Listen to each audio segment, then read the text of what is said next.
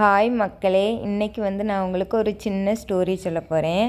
அதாவது எனக்கு ரொம்ப பிடிச்ச சோழ மன்னன் கோச்செங்கட் சோழனோட ஸ்டோரியை தான் நான் சொல்ல போகிறேன். திருக்கைலாய மலையில் புட்பதந்தன் மாலியான்னு 2 சிவனை வணங்குற 2 ரொம்ப பக்தியான பக்தர்கள் இருந்திருக்காங்க. 2 பேர்த்துக்குமே அடிக்கடி போட்டி நடக்குமா, யார் சிவனை அதிகமாக வணங்குறாங்க அப்படின்ட்டு. அப்படி போட்டி நடக்கும்போது சண்டையில் போய் முடிஞ்சிருச்சு. அப்போ புட்பதன் மாலியானை சிலந்தியாக பிறக்குமாறு சபிச்சிருக்காரு. அப்புறம் மாலியான் புட்பதந்தனை யானையாக பிறக்குமாறு சபிச்சிருக்காரு. 2 பேருமே மறுபிறவியில் திருவானைக்காவல் தெய்வத்தலம்னு காவிரி ஆறு ஓடுற நதிக்கரையில் சுந்தர தீர்த்தம் என்னும் ஒரு பொய்கை இருந்திருக்கு. அது பக்கத்தில் ஒரு குளிர்ச்சோலையும் இருந்திருக்கு. அங்கே ஒரு வெள்ளை நாவல் மரத்துக்கு கீழே ஒரு சிவன் சிலை இருந்திருக்கு. அந்த சிவன் சிலையை ஒரு வெள்ளை யானை டெய்லியுமே சாமி கும்பிட வருமாமா. அதே நாவல் மரத்தில் ஒரு சிலந்தியும் இருந்திருக்கு. அந்த சிலந்தி எப்போதுமே அந்த சிவன் மேலே தூசிலாம் விழக்கூடாது, இலையெல்லாம் விழக்கூடாதுன்ட்டு அதோட வலை பின்னி வச்சுருக்குமா, பந்தல் மாதிரி. இந்த யானை என்ன பண்ணும், டெய்லியும் அபிஷேகம் பண்ண வர்றம்போது இது என்ன சிலந்தி வலையாக இருக்குதுன்ட்டு எல்லாத்தையும் பிச்சு போட்டு சாமிக்கு அபிஷேகம் பண்ணி பூ வச்சுட்டு போகுமா. இது டெய்லியும் தொடர்ந்துருக்கு. சிலந்தி வலைப்பின்ன, யானை அதை பிச்சு போடணும். ஒரு நாள் 2 பேர்த்துக்குமே சண்டை வந்துருச்சு. சிலந்தி அதோட விஷத்தால் யானையை கடிச்சிருச்சு. யானை சிலந்தி எப்படியாச்சும் கொண்டு வரணுன்ட்டு துதிக்கையை தரையில் தள்ளி 2 பேருமே இறந்துட்டாங்க.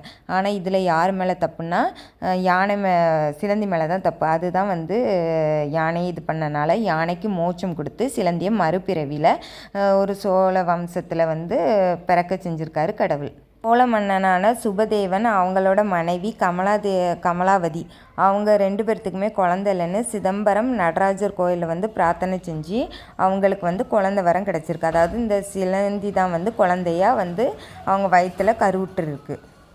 கரெக்டாக குழந்தை பிறக்கிற சமயமும் வரப்போகுது. அப்போ ஜோதிடர்கள் எல்லாரும் சேர்ந்து சொல்கிறாங்க, இந்த குழந்தை ஒரு நாளிகை கழித்து பிறந்தா உங்களுக்கு நல்லா இருக்கும், உலகையும் ஆளுவான்னு சொன்னதுனால அந்த கமலாவதி என்ன பண்ணிட்டாங்கன்னா அவங்கள தலைகீழாக கெட்ட சொல்லி தலைகீழாக இது பண்ணியிருக்காங்க.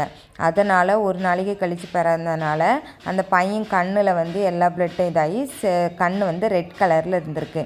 பிறக்கும்போது அவங்க அம்மா அவனை நல்லா முத்தம் கொடுத்து செங்கண்ணனான் அப்படின்னு பேர் வச்சு அவங்களும் இறந்து போயிட்டாங்க. அதுக்கப்புறம் அந்த பையன் அவங்க அப்பா துணையோட வாழ்வித்து அப்படி இப்படின்னு எல்லா இதையுமே கற்றுக்கிட்டானான். எப்படி இந்த மன்னர் சின்ன வயசுலேயே அவங்க அம்மாவை இழந்தாலும் எவ்வளோ போல்டாக இருந்து ஃப்யூச்சரில் நிறைய இடத்த கைப்பற்றி நிறைய சிவாலயங்களை கட்டியிருக்காரு. அதே மாதிரி தான் மக்களே, நம்ம கிட்னி இழந்தாலும் நம்ம தைரியமாக இருக்கணும்னு சொல்லிக்கிறேன். அப்புறம் இவரும் எல்லா கலைகளையும் கட்டுறதுக்கப்புறம் அவங்க அப்பா இவருக்கு ஊரிய வயசு வந்த உடனே இவர்கிட்ட எல்லா பொறுப்பையும் ஒப்படைச்சிட்டு அவர் வனவாசம்னு சொல்லுவாங்களா, காட்டில் போய் தியானம் பண்ணி சிவனடியை சேர்றது, அப்படி தியானத்துக்கு போயிட்டாராமா. அதுக்கப்புறம் இவர் தான் அவங்க நாட்டெல்லாம் பாதுகாக்கிற பொறுப்பு இவருக்கு வந்துருச்சு. இவருக்கு யானையை பிடிக்காது. ஏன்னா முந்தின ஜென்மத்தில் யானை கூட தானே ஃபைட்டு, இவர் சிலந்தியாக தானே இருந்தார். அதனால் யானையெல்லாம் பிடிக்காது. அதனால் இவர் கட்டின கோயிலில் எந்த இதுலேயுமே யானை போகாத அளவுக்குள்ள தான் கட்டியிருப்பாராமா. அந்த கடவுள் வாசல் இருக்குது பார்த்திங்களா, அதில் அப்படி கட்டியிருக்கிறதா நான் படிச்சிருக்கேன். அதுக்கப்புறம் இவர்கிட்ட எல்லா பொறுப்பையும் வந்துருச்சு. இவர் நிறைய பேர்த்திட்ட போர் பண்ணியிருக்காரு. அதில் முக்கியமான போர் சேர மன்னன் இரும்புரை கூட போர் பண்ணது. அந்த இரும்புரை கூட போர் பண்ணி அவரை சிறைப்பிடிச்சு அவர் தண்ணின்னு கேட்டுமே அவருக்கு தண்ணியை கொடுக்காம அப்படி பண்ணியிருக்காரு. அதனால் சேரர் இரும்புரையோட ஃப்ரெண்டான பொய்கையார் தான் கோச்செங்கானனை பற்றி கவிதைகள் நிறைய பாடி தண்ணி வாங்கி கொடுத்துருக்காரு. இருந்தாலும் இரும்புரைக்கு இது ஒரு பெரிய அசிங்கமானதுனால அந்த தண்ணியை குடிக்காமலே அதுக்கப்புறம் வெளியே வந்ததுக்கப்புறம் புறநானூறு பாடல்களில் இவரை பற்றி பேசியிருக்காரு. கோச்செங்கானனை பற்றி இவர் கவிதை எழுதியிருக்காரு, இப்படிலாம் என்னை கொடுமைப்படுத்தினா அப்படின்ட்டு. இந்த கோச்செங்கண்ணன் மன்னனும் வந்து ஒரு மன்னர்கிட்ட தோற்றுருக்காது, அதாவது பல்லவ மன்னன் நரசிம்மவர்மன் கிட்ட அப்படின்ட்டு நிறைய ஆசிரியர்கள் சொல்கிறத நான் படிச்சிருக்கேன்.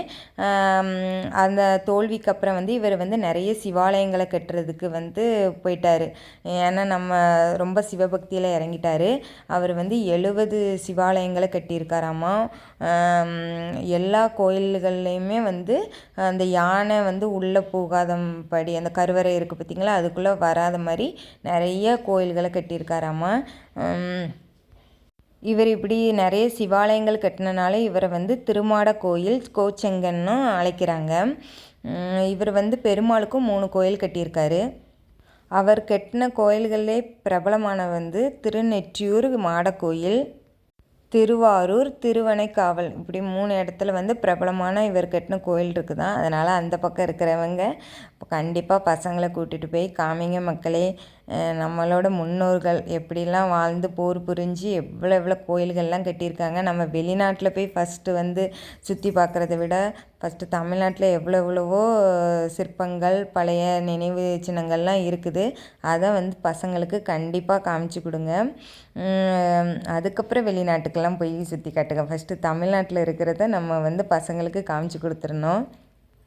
ஸோ எனக்கு இந்த மாதிரி பிரபலமான மன்னர்களை பற்றி பேசணுன்னு ரொம்ப ஆசை. அதனால் இன்றைக்கி பேசிட்ட மக்களே. வந்து பிடிச்சிருந்துச்சின்னா கண்டிப்பாக கமெண்ட் பண்ணுங்கள் மக்களே. சப்ஸ்கிரைப் பண்ணுங்கள் எனக்கு.